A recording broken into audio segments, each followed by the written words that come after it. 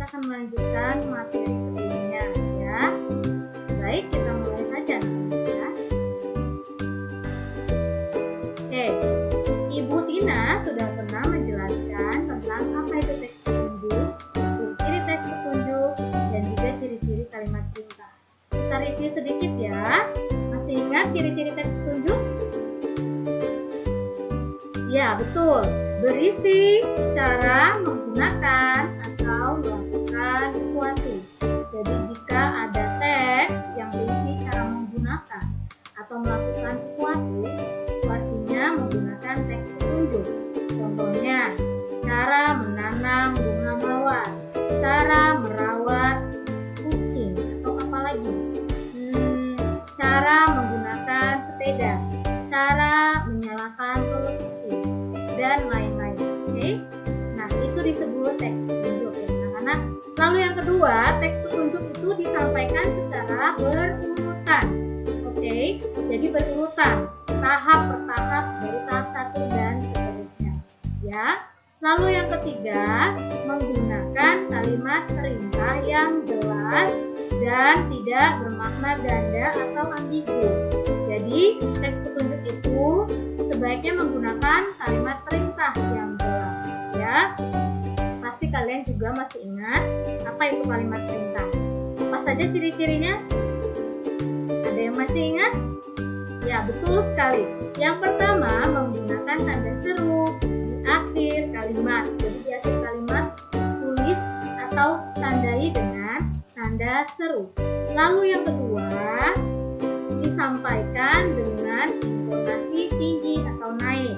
Karena itu kalimat perintah, disampaikan dengan intonasi tinggi ya. Lalu yang ketiga, kata yang berada di awal biasanya diikuti dengan partikel lah ya. Contohnya, kita mau membuat kalimat perintah, misalnya Ani, kalimat beritanya seperti ini. Ani memasak nasi goreng di dapur ya. Kita ubah dari kalimat perintah, berarti kata masaknya kita letakkan di awal, yaitu kata dasar masak. Masaklah nasi goreng di dapur, Ani. Masaklah nasi goreng di dapur, Ani ya. Jadi kata perintah itu, kalimat perintah itu kata di depannya itu kata dasar lalu ditambahkan partikel lah ya. Lalu yang keempat, dapat menggunakan kata jangan atau tolong. Contohnya, tolong ambilkan ibu segelas air, Mira. Jangan buang sampah sembarangan. Atau jangan membuang sampah sembarangan. Ya. Oke, Ibu Tina lanjutkan. Untuk hari ini kita akan belajar membandingkan teks petunjuk. Oke. Untuk yang pertama kita sudah pernah bahas sebelumnya ya, membandingkan teks petunjuk benda atau alatnya yang sama. Jadi alatnya sama, bendanya sama ya. Sebelumnya kita bahas ada dua teks itu tentang cara merawat atau menanam tanaman lidah buaya atau kita masih ingat ya? Ya, betul sekali. Yang teks pertama dan teks kedua sama-sama membahas tentang cara merawat tanaman lidah buaya. Perbedaannya apa yang kemarin? Teks pertama menggunakan narasi, teks narasi ditulis dengan teks paragraf narasi. Sedangkan teks yang kedua itu dengan teks pernyataan. Perbedaannya ya. Nah, kali ini Ibu Tina ingin membahas yang kedua, bagaimana kita membandingkan teks petunjuk benda atau alatnya yang berbeda. Jadi benda dan alatnya berbeda. Nah, berikut contoh dua teks yang akan kita bandingkan ya anak-anak. Perhatikan kedua teks ini. Kita akan temukan, kita akan bandingkan samaannya dan perbedaannya ya anak-anak. Teks 1 dan teks 2. Perhatikan teks 1 dan teks 2 ya. Kita baca dengan baik-baik. Pak Dani adalah seorang nelayan. Setiap hari ia pergi ke danau untuk menangkap ikan. Pak Dani sangat peduli terhadap lingkungan dan makhluk hidup di danau. Tokohnya Pak Dani ya. Oleh sebab itu ia tidak menggunakan bahan peledak atau tongkat harimau untuk menangkap ikan ya. Jika Pak Dani menggunakan bahan peledak, ikan-ikan, tanaman dan tanaman air di danau akan mati. Pak Dani menangkap ikan dengan jala. Jadi Pak Dani menangkap ikan dengan jala. Berikut cara menangkap ikan menggunakan jala. Pak Dani memberikan 5 tahap. Yang pertama, pegang ujung jala dengan erat. Peganglah ujung jala dengan erat. Lemparkan dan bentangkan jala ke tempat yang terdapat banyak ikan.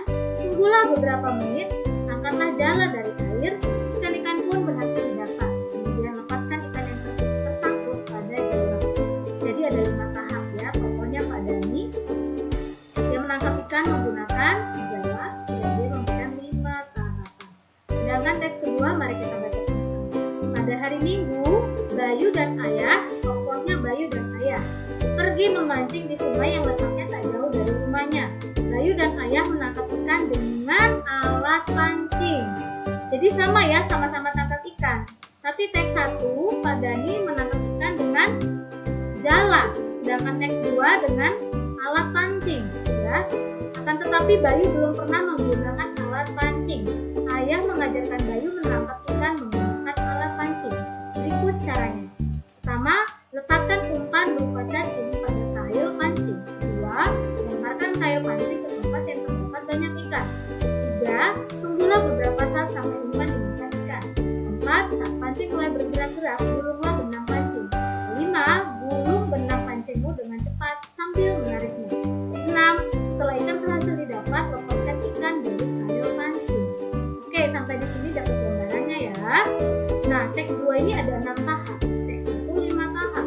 Jadi kita sudah ketemu ada 3 perbedaan anak-anak. Yaitu perbedaan pertama tokohnya, kedua alat yang digunakan, ketiga tahap-tahap, jumlah tahap yang diberikan ya. Itu perbedaannya ada 3.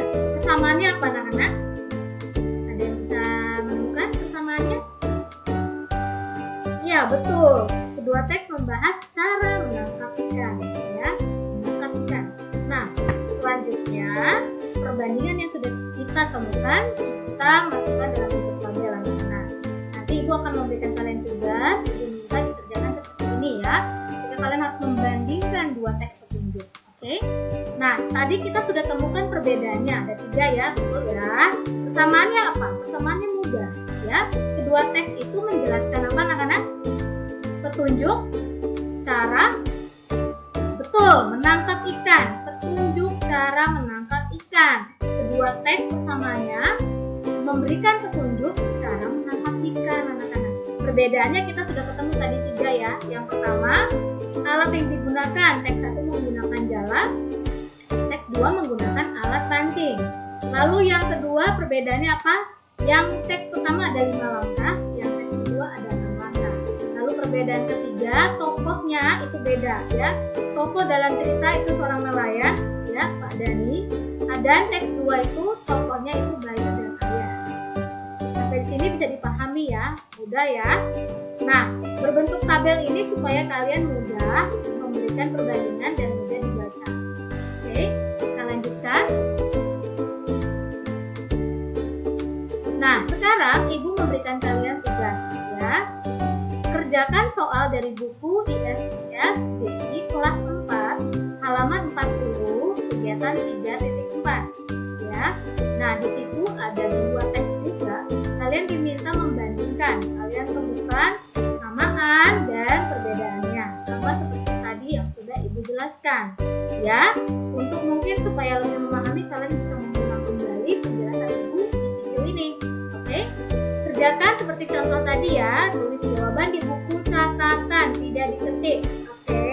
Tapi ditulis di buku catatan, lalu difoto dengan jelas dan dikirimkan ke Flashboard. Sekian hari ini penjelasan Ibu yang tidak panjang, tapi semoga kalian mengerti. Do your best